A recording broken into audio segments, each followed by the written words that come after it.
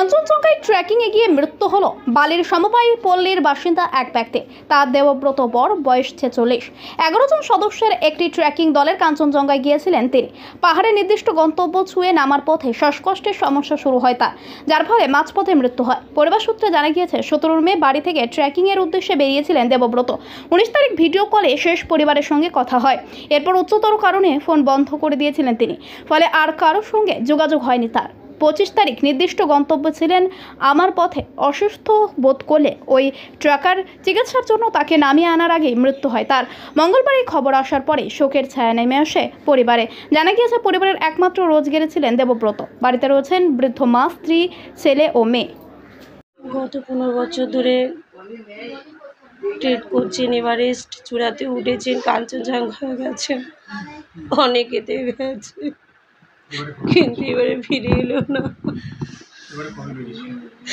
17 তারিখ 10-11 জন ছিল উত্তরাখণ্ডে কাঞ্চনজঙ্ঘাতে। লাস্ট আমার সাথে 19 তারিখ পর্যন্ত কথা হয়েছে। তারপর তো ফোন সুইচ অফ, ও ভুলেই যায় যে সুইচ অফ থাকবে। আমি সোমবারে নামবো, মানে তোমার এই আসে সোমবারটা ছিল, সোমবারে নামবে বলেছিল মন্ডেতে, তো আর নামলো না।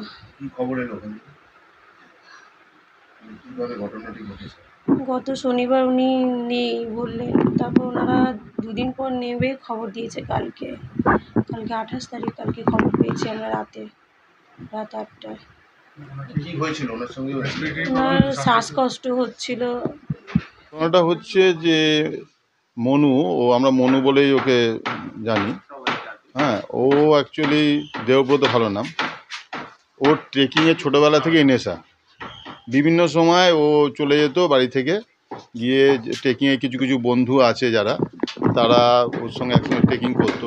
এর আগে সিকিম টিকিম অনেক জায়গায় গেছে। গত 17 তারিখে ওর ট্রেকিংয়ের উদ্দেশ্যে উত্তরাখণ্ডে যায়, এবং উত্তরাখণ্ডে যাওয়ার পরে মাঝে মাঝে বাড়িতে ফোন টোন করছিল, কিন্তু গত 3-4 দিন ধরে ওর খুব একটা যোগাযোগ করা যাচ্ছিল না।